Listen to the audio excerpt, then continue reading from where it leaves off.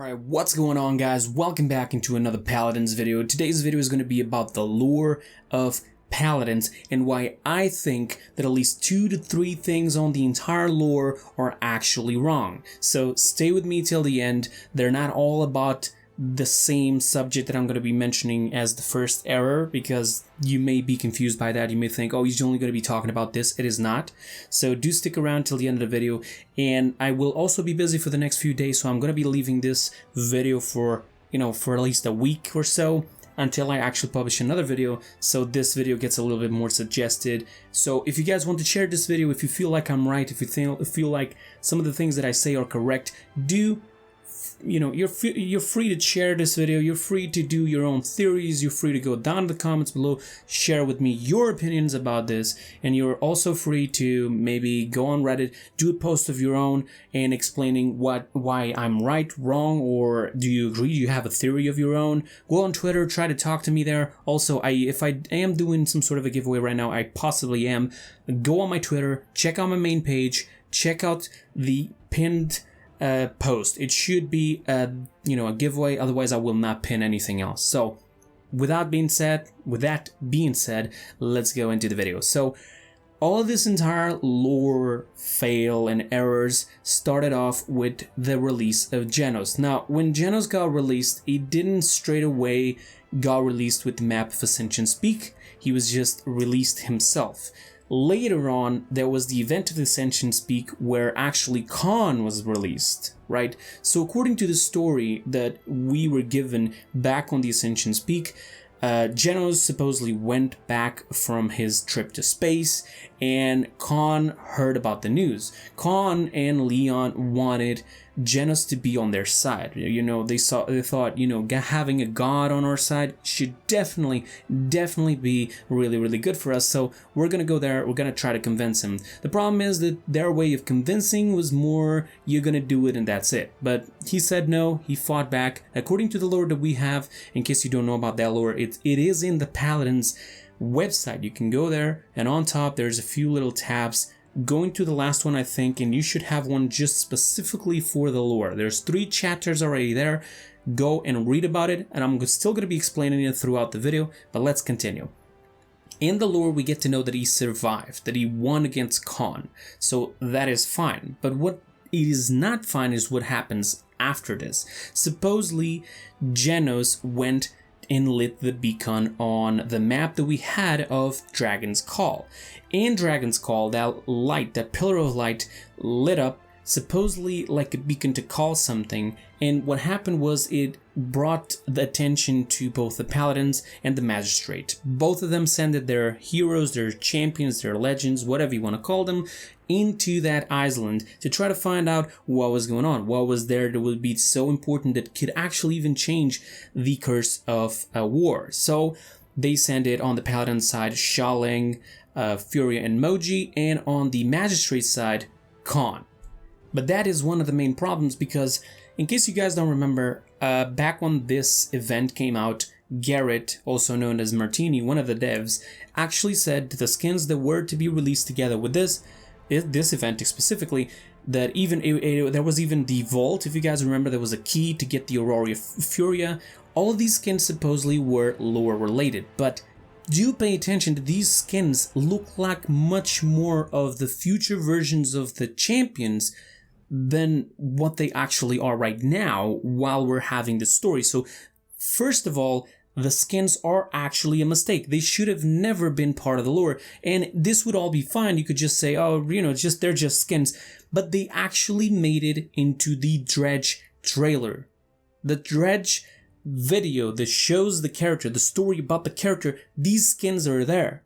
In the boat, we have Aurora Furia, Outlaw Xiaoling, and Dragon Moji, or whatever the name is. These 3 skins are an older version of themselves, and now we're going to continue off with the story like this never actually happened. They're not that old. Aurora Furia doesn't even have the lock of hair of Ceres on, coming down from their hair. Her entire voice is different. Xiaoling's voice is different. He's a lot older. Moji is completely different from top to bottom. And Khan, who literally just fought apparently against Genos, which it is something to be answered still. but I'll explain that in just a few seconds. Even Khan is different, right? Now, what I want to talk about that I said that I was going to be talking in a few seconds is this.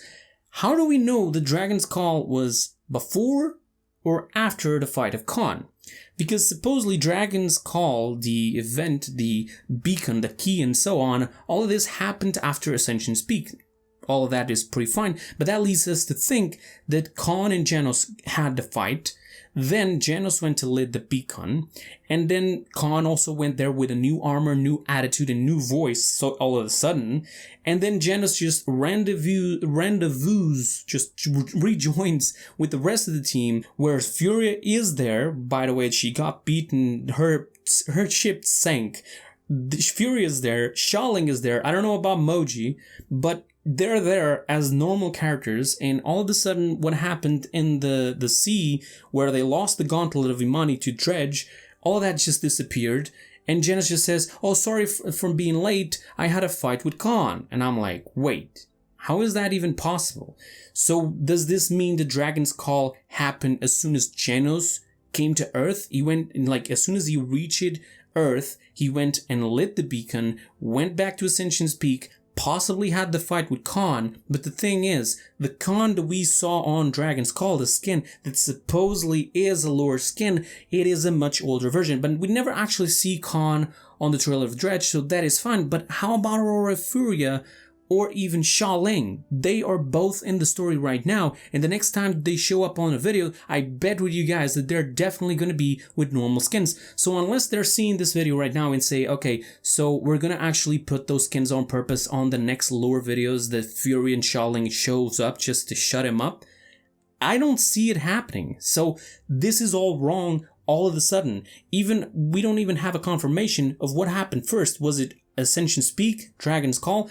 All of that is supposed to be Ascension's Peak first, Dragon's Call later, and so on, because that's how we got the events, right? But for newer people who are getting into the game and want to know a little bit more about the lore, they look back, they don't know when the events came out, right? So they try to understand the story, and if they go into YouTube and go search off the stories, which, by the way, the Dredge trailer is literally after Dragon's Call, right? Where they bring out the gauntlet, he steals it, and he actually becomes Dredge because he dies, and the Abyss gives him a second chance.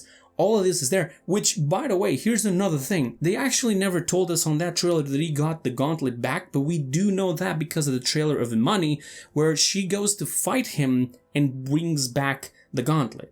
Alright, in that new Onslaught map, the Mordor's Port, or whatever it is, and that is all fine, but there we go, like, all of that is wrong. Like, it doesn't really explain us in time what happened when. The characters no longer seem to be the same, so being from a different universe is not really accurate, it couldn't be good. So the point that I'm trying to bring out here for this main error, for this first main error, is that they should have never ever, related these skins to lore. They fucked up real big on this, and I'm sorry for cursing, but that's as direct as I can be as when it comes to this specifically. But now we have even a bigger subject, Atlas. We already know that time travel is always that thing that it's really hard to talk about because it's not technically speaking possible, and it actually never happened for us to know what truly happens. But hear me out in this first part. First of all, I want to apologize. If you haven't seen Endgame, Avengers Endgame, this is going to sound weird, but if you haven't seen it, I'm going to spoil it a little bit. In Endgame, they are going back into the past, right? In order to try to get the stones so they can use it in the present. And they get warned that whatever they do in the past, it doesn't change what they already lived, but what happens is it creates an alternative reality. So they have to go back later and put the stones back into place so it never creates different universes, right? Different alternatives. There's also other time travel ways where every time you go back into the past and change something, if you come back, you see everything changed, but even yourself get changed. So if you stop yourself from being born, you potentially stop existing. So what a point I'm trying to get here is, why would Atlas come back into the past? because we don't really know how this time travel is working. But if I'm correct, and they are using the same time travel way of Endgame, what just happened is the confirmation that the universe where we are in, it's not the main universe. This is not the main storyline. We're living an alternative life with all the champions that we know. Every single one of them, except for Atlas.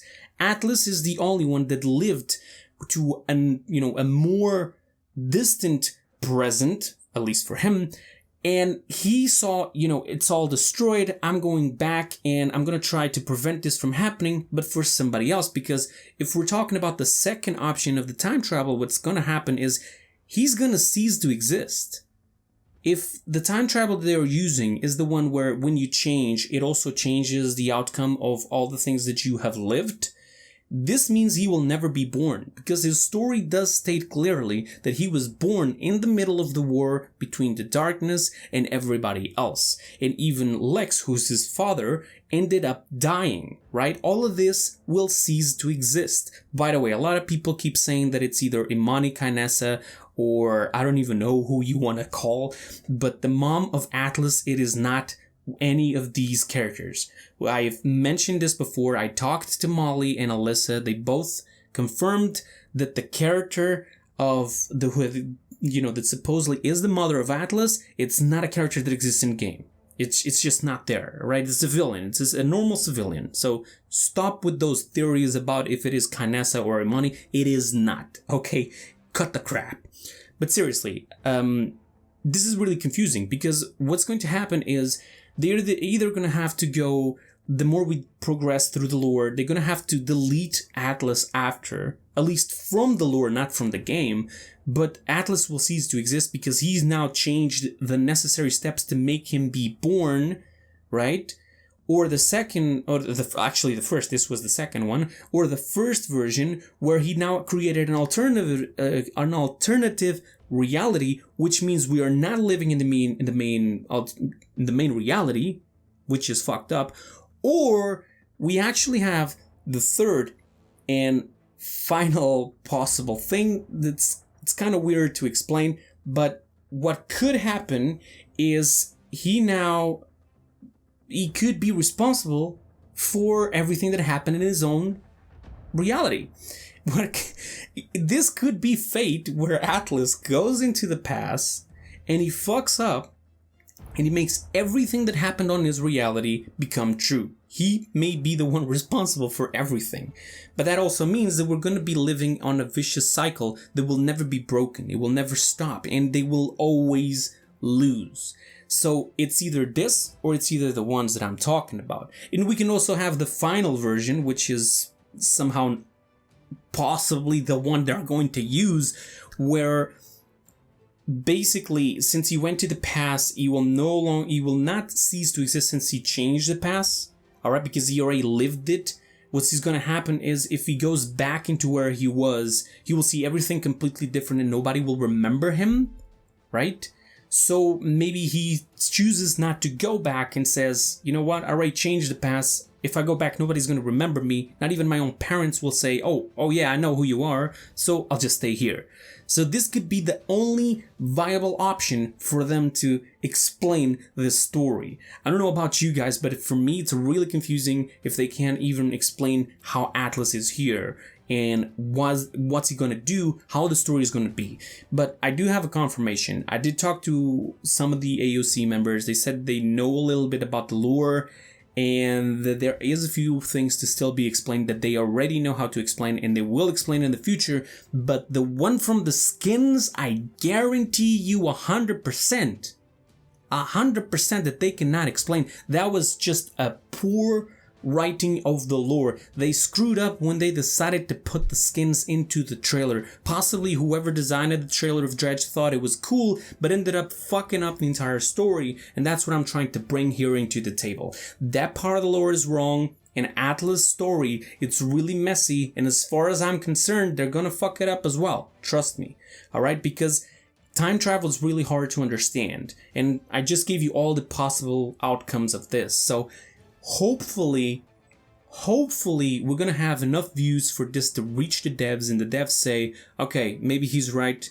We're gonna try to do the one he says is the most viable because it's the only one that actually makes sense. So that is pretty much it for this video. Sorry for the long video, but I really needed to explain this, and I already said I wanted to do this video for a very long time. A lot of people were complaining with me, oh, just do the video already, I want to know what you know, and so here it is.